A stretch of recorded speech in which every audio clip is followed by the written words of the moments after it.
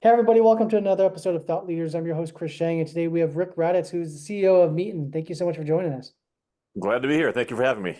Of course, man, tell us a little bit about Meetin and what you guys do and what kind of companies you guys are working with. Sure. Well, Meetin is a brand new video meeting service. So it replaces Zoom or Google Meet or Microsoft Teams, etc., all the big names. And we're a young, scrappy startup. We have about 20 employees right now, and we're having various marketing campaigns. We have four target markets. We're working first and foremost with small business owners because small businesses can make decisions quickly, and we have a special emphasis on helping people sell during a meeting.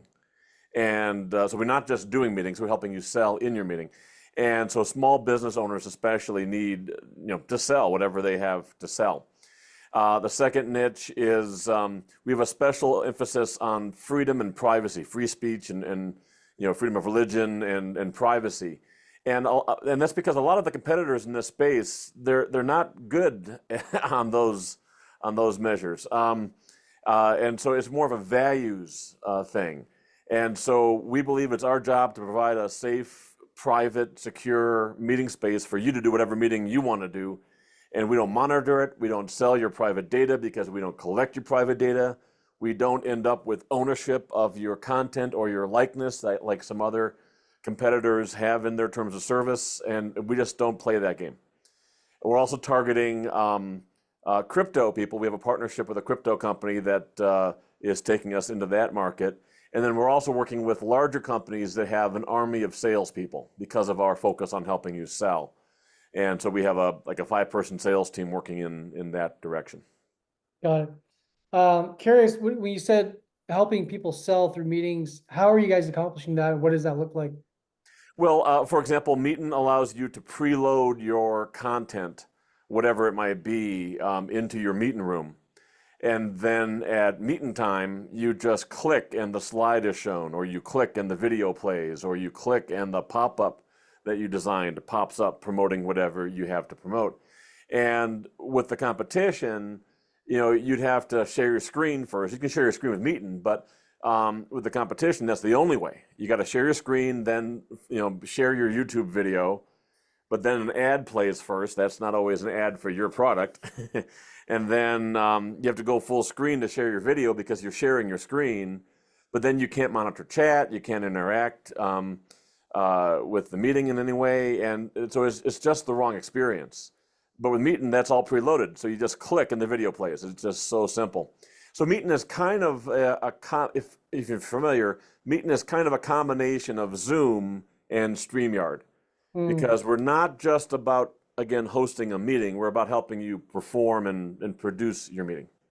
Got it. Interesting. I have a lot of questions centered around that, but before we dive into it, we'd love to kind of get to know your background a little bit more as an engineer. You're with Microsoft for over a decade Yep. plus, from the late 80s, and I'm probably sure you've seen quite a few things from there before you got into Meetin. But what was the initial curiosity to get into the engineering game in the first place? Like, when we get people who are engineers, they come from all kinds of backgrounds, all kinds of curiosities. Some of them, are like that traditional story of dad bought a computer, set it up in the garage, and started messing around with it, old Commodores or whatever it might have been. That's pretty much. I have the classic story. My dad bought a computer for me when I was in the 5th grade. That was in 1979. So the old days. And back then you couldn't do anything with a computer unless you programmed it yourself, pretty much. Especially as a kid. So it came with a book on how to program. And I taught myself how to program in the 5th grade. By high school, I was doing small business automation software like accounts payable systems and bowling league managers and tool and die shop cost estimation systems. So I was a pretty weird high schooler. And then by college, Microsoft actually recruited me and offered me a full-time job as a sophomore. But I turned them down because I wanted to finish my degrees. I have degrees in computer science and philosophy. And then I stayed in touch and I worked for Microsoft full-time after graduating for more than a decade.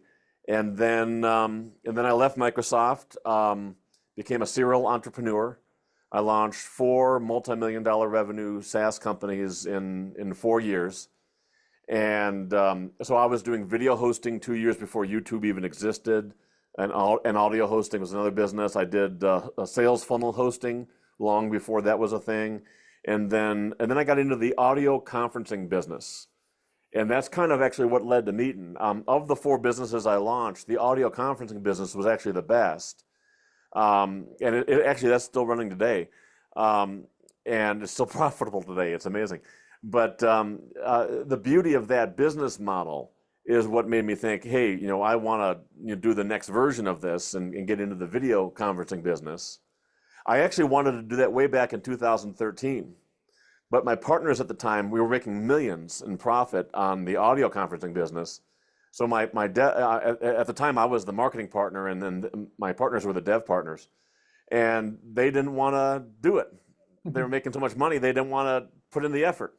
And so I ended up having to buy them out, and use the cash flow of that business to hire a team of people. And we got to work on Meetin. And so now we're in the video business, the video meeting business. Got it. Through all the different types of conferencing businesses and streaming businesses you've been a part of, what's been taking something in marketing, going from 0 to 1. I'm so sorry. Let me turn off my phone. All good. Going from 0 to 1 is arguably one of the most challenging things for any kind of like startup founder, right? And Yep. you mentioning having done it, multiple times. What was that process like for each of those journeys? What did you learn from the first to the last, including maybe how you're dealing with Meetin now? Obviously, given the landscape, and how are you differentiating from the current landscape? Yeah, you're right. That is the kind of the key. The key is getting from 0 to 1. But actually, the key is to realize that to get from 0 to 1, you have to go through -1. Yeah. You have to invest. You have to take whatever time, whatever energy, whatever money, whatever education, whatever experience, whatever insights you might have, and go for it. And one of the keys, especially with your first time, is to do something else in parallel to keep money coming in, to support your life, such as it might be. So, especially if you have a family or whatever. But so for a lot of people who ask me that kind of question, I say, look, keep your job, because you need that steady source of income. But then with every additional bit of money, time, energy, and so on, go for it. And even if you fail the first time, that's okay. That's why you kept your job. Because it doesn't matter how many times you fail. What matters is if you keep trying. Because if you keep trying, you're going to eventually have a success, even if only because you keep learning through failure. And all you need to be an entrepreneur is to have one success. Once you get your income replaced by a business producing the income, then you can quit your job or reduce hours, whatever is appropriate, and start to really focus on the business and grow what is now clearly something with potential. And so then you're doing what's called strengthening a strength. That's always better than trying to accommodate your weaknesses. You want to strengthen your strength. And so if you finally have a business that's starting to work, that's a strength. You want to strengthen that strength. And one last little tidbit. Yes, you're investing, but it's a very special type of investing, because normally when you invest, you're investing in someone else's business, the stock market or whatever. And when you invest in someone else's business, you have to diversify, because who knows what's going on with that business or that business or that business. But it's just the opposite when you invest in your own business. When you invest in your own business, you do not want to diversify. You have one basket of eggs. You want to focus on that basket and grow that basket. And that was actually a mistake I made early on. I shouldn't have launched 4 different companies in 4 years. What was I doing? I was thinking I should diversify. Instead, I should have focused on one business and kept on improving it, growing it, and I'd be much farther ahead than I am now. Interesting. Yeah, I mean, I understand that part. I feel like with your, with some of these businesses, how important is it to diversify not the types of businesses, but the go-to-market strategies and tactics, right? That's a very common temptation when you start your own business. You have some product, you have some service, even if it's not in technology. You got something to offer the world.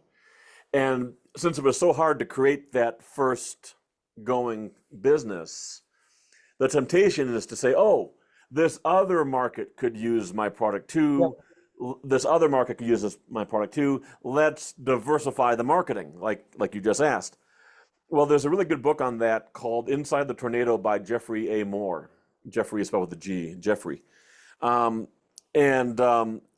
what he argues is that it's a temptation, but it's a mistake to give in to that temptation. He argues that people will get some success in one marketplace and then quickly diversify their marketing strategies. And all they're really doing is creating, moderate to mediocre success in several different niches, when instead you should pick the right niche and just dominate that niche, because there are so many advantages to actually dominating a niche as opposed to just being in the niche. They say the riches are in the niches, and I agree. And so even if like Meetin is a general purpose product, we could go after any niche, but I mentioned the 4 niches we're going after because that's where we beat Zoom. Yep. We beat, and the rest of the competition. We beat Zoom for small business, especially through the affiliate channel. Zoom canceled their affiliate program. We beat Zoom in the direct sales industry. We beat Zoom in the freedom and privacy niche. And with this partnership, Zoom doesn't have a crypto play. Through our partnership, we do.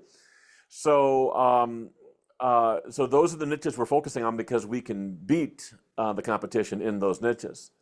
We just got a multi-million-dollar round of investment completed, and so we have the money to staff up and go after those niches. And as a startup, typically doesn't have that, especially a homegrown startup.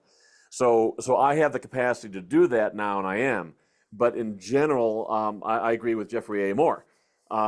His analogy is if you want to throw a strike when you're bowling, at least hit the head pin. Okay, so the head pin represents your first market that you go after. So at least nail that first market and get all the advantages of dominating in that niche, and then use that power of domination to reach into other niches. Absolutely.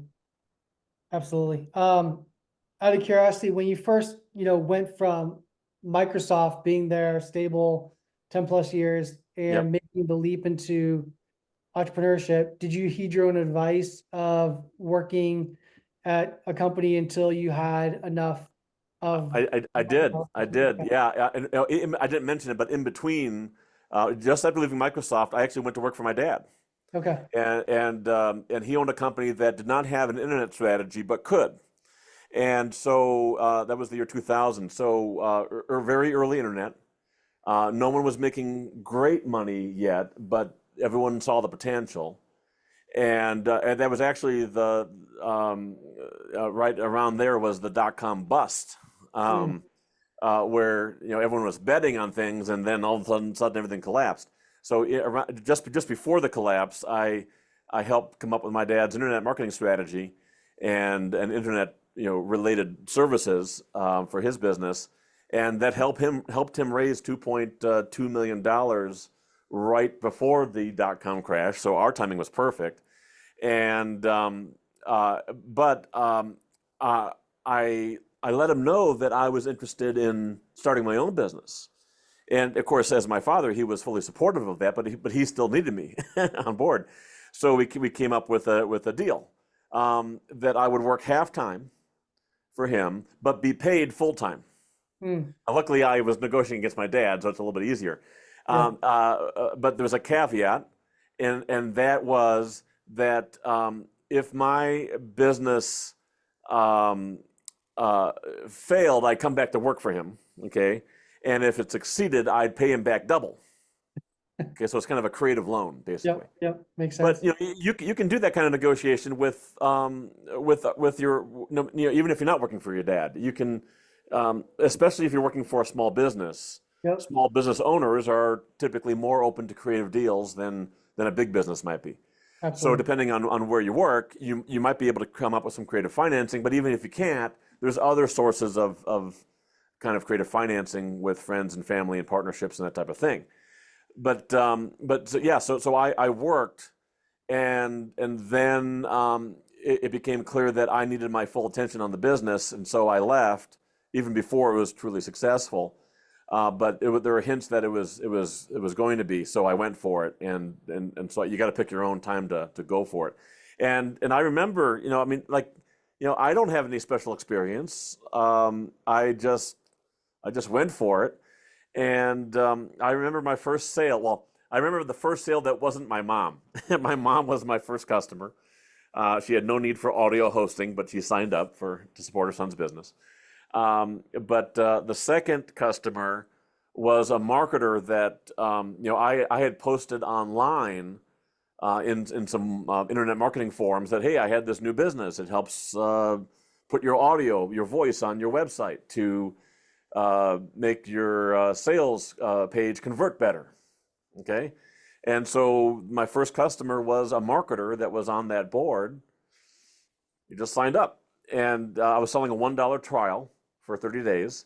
So I literally have like I don't have the physical dollar because it was via a credit card, but I had the classic, first earn your first dollar as a business owner. And that's a great moment because you went for it and it happened. Someone believed in your product and it wasn't your mom. So that was a fun moment. Yeah.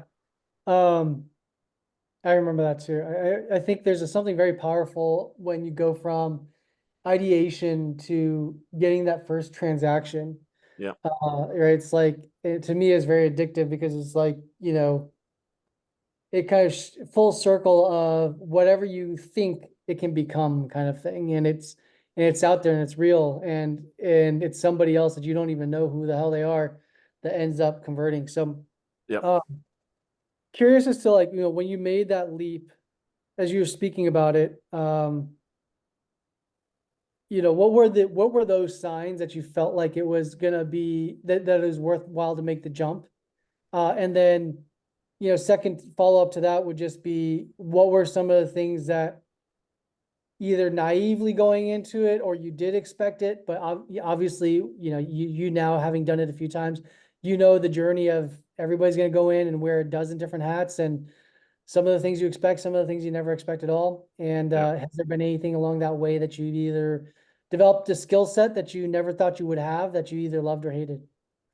Okay, a lot of questions in there. The So first moment off, let's just cover the basic one of, like, how did you the know? moment when I knew I had something real that I could sell, I remember the exact moment, okay? Because I was building a service that let you put your voice on your website, right? Mm-hmm. And this is the year 2002 when I'm coding this, and we launched it in 2003. Um, and so I had created a voicemail system where you can call in over the phone and leave because not everybody had a microphone back then. Yep. Um, Laptops didn't even have webcams, or this is early. This is early. Yep. And so that's why I had to have a call in over the phone recording system, because otherwise, how are you going to get people's audio? So they call in and leave a message, and then that message would be on my servers, right? And then I had to design a little user interface to let them pick the player pick the color of their player, and pick the features of their player, and where there was a place to have a clickable link, and where that link go to. So I had a little page where you could fiddle with all the settings. Now remember, this is way early on the internet, way early. And so something that simple that we take for granted these days, as I was using it as a user for the first time, I just coded it and I'm using it, my experience was, wow, this is cool. Okay. And it was the wow, this is cool kind of feeling where I knew other people would say, wow, this is cool. And for that day, it was. And I mean, the thing about capitalism, people say capitalism is powered by greed. Wrong. Capitalism is powered by good incentives. As a business owner, as greedy as I might be, I'm incentivized to make to create value for my customers. That's a good incentive. Okay. So when I knew that I had something that customers would value, that they would say, wow, this is cool, then I knew I could sell it, and I had something worth selling. Very cool. Very cool. A related note, and there's a classic saying in marketing, especially direct response marketing: love me or hate me, there's no money in the middle. Meaning, if you come up with something that's just okay, or it's not controversial, it's just, it's a perfectly fine product. No one's going to hate you, no one's going to hate your service, but no one's going to love you either. Yeah. If you come up with something edgy, something cool, something that makes you say wow, something that makes you cry, something that creates a response, a reaction, some people are going to love it, some people are going to hate it. There were people who hated my service because I was charging monthly. And there was competition out there where if you're a little bit more techie, you could create the Flash media player thing, or whatever it was called back then, Adobe Flash, that did the player and cut and paste the code or whatever. But I had the telephone system. I had the customized player. I had the storage online for all of your previous audios, and you could just click and grab the audio again. So there were extra things that I was offering in this service. But some customers and competitors hated my monthly service when no one else was charging monthly. And some customers, for all the opposite reasons, loved it. And so the main thing I'm going to recommend to everyone listening, watching, is do something to make your product or service the thing that makes people love or hate it. Because who cares about the people who hate it? The people who love it are going to be your customers, and they wouldn't be your customers if you didn't have something for them to love. Yep. So love me or hate me, there's no money in the middle. Absolutely. I love that. It's a great piece of advice. I learned it from Dan Kennedy. I'm sure he got it from someone else, but yeah, it's an old copywriting maxim. Absolutely. Very cool. And the follow-up question that we had, which was the different hats that you've picked up. Oh, yeah. What's been when you start off, you wear every hat. The main hat that I can't do because I hate doing it, not that I couldn't do it, I imagine, but I hate doing it, is accounting. Oh my goodness. I just, some people can do it, I can't. I just can't. Like, I'm a procrastinator. I have ADHD, and there's like, I'll do all kinds of things before I get to that accounting. But you start off, I mean, like when I started the business, I mean, I was all in financially. I mean, sure, I worked at Microsoft, and I was worth millions after leaving Microsoft. Well, as it turned out, it actually meant, because of a generous divorce, intentionally generous, my ex-wife was worth millions, and I was starting over again. Okay, so in starting over again, my second wife, my current wife, still to this day, we had a dog who only liked to eat her shoes. And it got to the point where Moose, as we called her, she was an Irish wolfhound, a giant, beautiful dog. Moose ate only one shoe out of each pair of my wife's shoes. And finally, we were down to my wife's last pair of whole shoes, and Moose ate that shoe, one of the shoes. Oh, wow. And so my wife wanted to buy new shoes. And I'm like, honey, we don't have the money for shoes. So when you're in that phase in the business, you're wearing all the hats. Yep. Okay, here's a funny story about, a business can, like, the first hire you should make, and you should hire it as soon as you can, is your assistant. Yep. But when you can't afford an assistant, who do you hire? You hire your wife. Sometimes that's awesome. Sometimes that's a huge mistake. In my case, my wife hated working for me. She was a wonderful wife, but a horrible assistant. I mean, she was passive aggressive. She was resistive. I mean, she wasn't having fun. Wrong energy. I mean, it was just as an assistant, forget it. Yeah. Well, my wife happens to be trained in acting and theater and opera and so on. And so I had an idea. Maybe she'd have more fun if she was playing a role.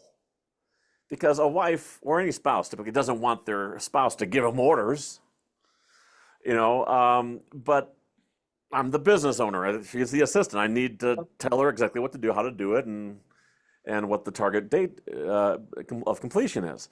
Yep. So my wife's name is Amanda, but for the purposes of her working as my assistant, I called her Diane because I'm a fan of Twin Peaks. So and Diane's an off-screen assistant, at least in the first 2 seasons. And so I called Amanda Diane when she was my assistant. I said, Diane, could you do that? And it turns out Diane was very helpful. Diane had the right energy and enthusiasm. Diane was even a little sexy and flirted with the boss. So Diane was awesome.